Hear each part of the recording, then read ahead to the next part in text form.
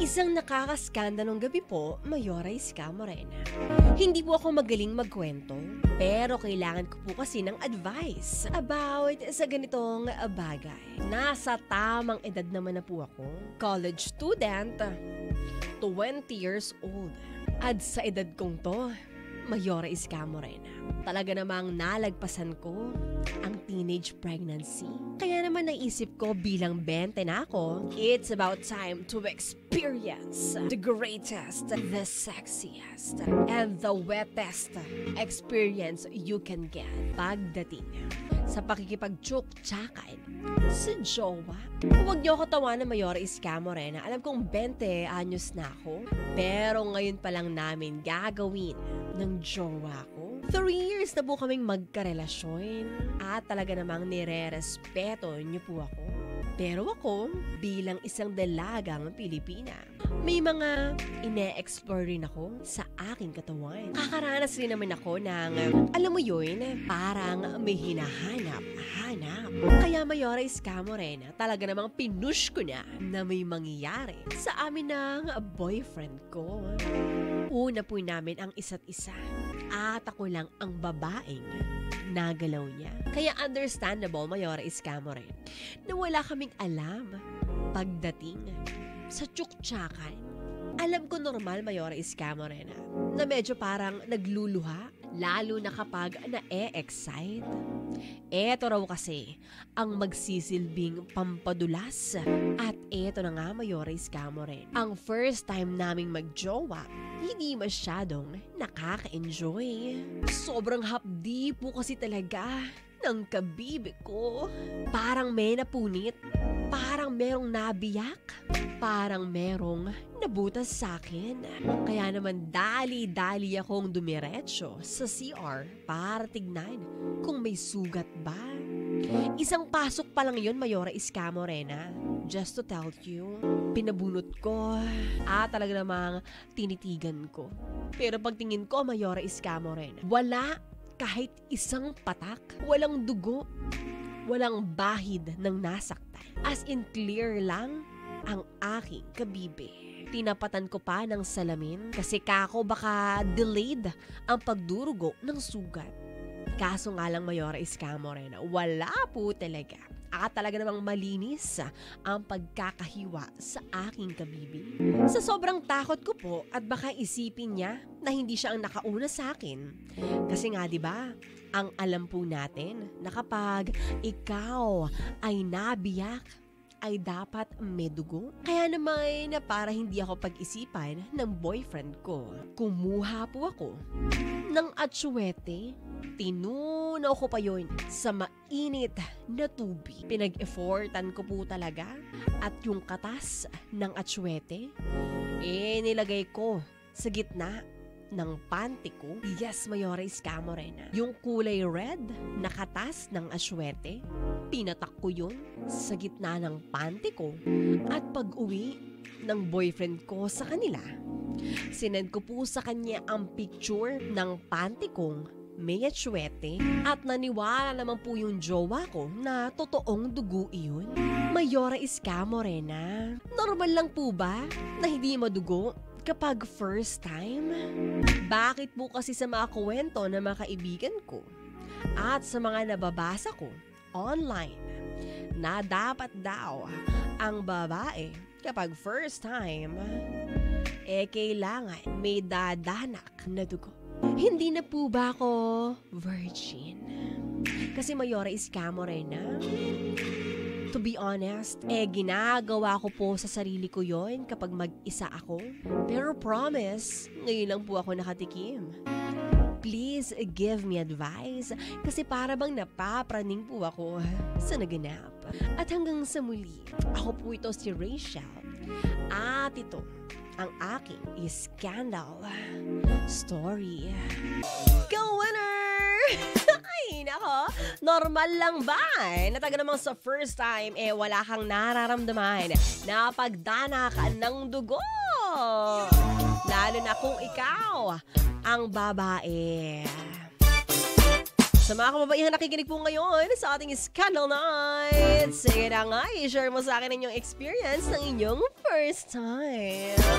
Mag-text ka na 0977-7000-915.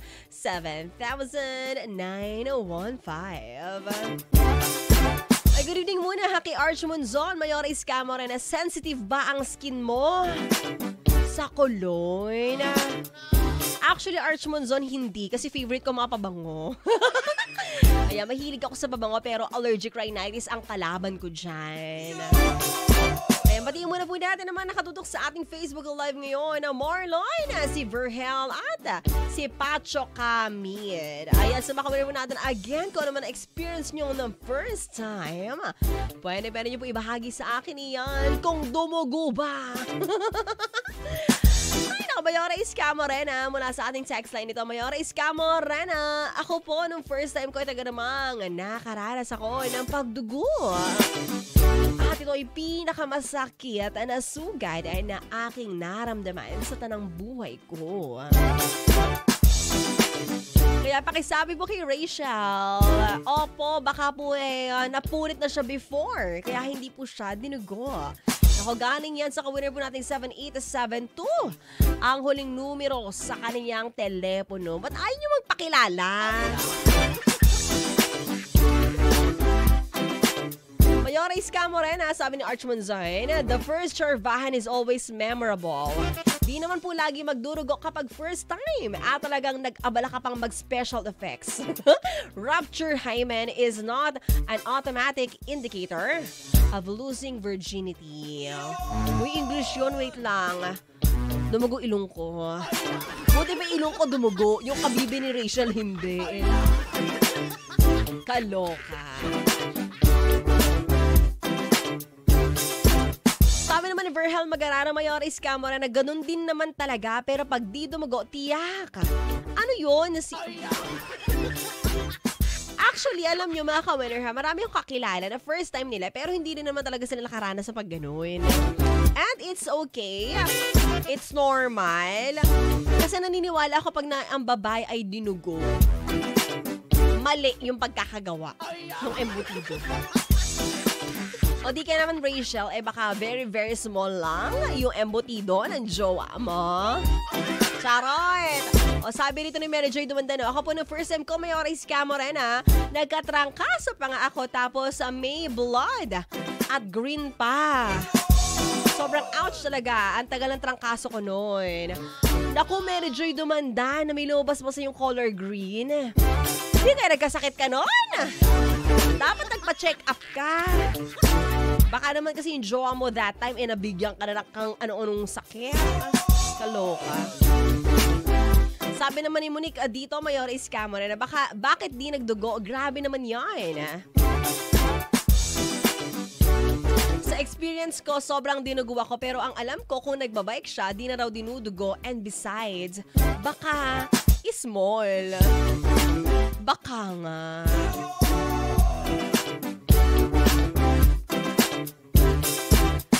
Si Rachel, sabi mo minsan nagsasarili ka, di ba? Minsan din na-try mo sa sarili mo, so baka na-practice yung kabibi mo. Pero that doesn't mean at hindi yan indicator na ikaw ay virgin. Kasi for sure, at para sabihin ko sa iyo, kung jowa mo naman talaga nakauno dyan sa kabibi mo, siya talaga ang naka-V sa'yo. So you don't have to worry. Nakakatawa lang no na meron ka pa talagang special effects na talaga naman naglagay ka pa ng dugo sa tipan mo. Pero alam mo maigi ang panty mo ha. Baka ikaw ay magka-infection kapag sinuot mo ulit yan. Parang nakaswete. Ano yan? Kare-kare? Kaloka? Di ba sabi nga rito ni Arch Monzon, Mayora Iscamo rin na yung hymen kasi ng babae, madaling mag-tear sa mga simple actions such as pagsakay ng bikes, squats, exercise, diba? At kapag tinatry mo yung sarili yan. So Rachel, don't you worry girl. Ang mahalaga talaga namang na-experience yung mag-jowa yan. Just be responsible, ha? Kung hindi pa kayo handa magkaroon ng family at kung hindi pa kayo handa sa ganung bagay, always use protection. And huwag pa iba-iba ng partner. Alam mo na sinasabi ko. Baka iba-iba naman yan since nasubukan mo na at naibigan mo. Ayan, sabi rito ni Jerry ng Bataan, Mayora Iska Morena, normal lang po ata yun kasi may friend akong kiss and tell. Di nga raw po dumugo yun sa kanya at saka sa boyfriend niya. At di po malalaman doon kung talagang V ang isang babae. Kasi di naman agad makakapasok yung ng boyfriend mo doon kasi pupunitin niya pa yung nakaharang. Sabi naman dito ni Rosie. Ay, hindi pala si Rosie to. Nanay pala niya si Rosie. Ang karanasan ko po, first time Mayora Iska Morena, nakipagtsuktsakan po ako ay dumugo talaga. Akala ko po na durog ang aking kabibi. Alam mo yung tahong, tas nadurog yung shell. Ganun yung nai-imagine kong picture sa brain ko. Sabi naman dito ng ating ka-winner sa ating text line again. Mayora Iska Morena, para ba kay Rachel, ang cute naman ng scandal niya. May paatsuwete pa, iluluto yon. Pero on serious note, not necessary na may dugo during the first time. Normal lang yan na mahapdi oo. Tsaka hindi ka na V-girl since try mo na makipag-emehan. O sa boyfriend niya. First time nga raw nun. Enjoy mo ang first time, ang syrup niyan.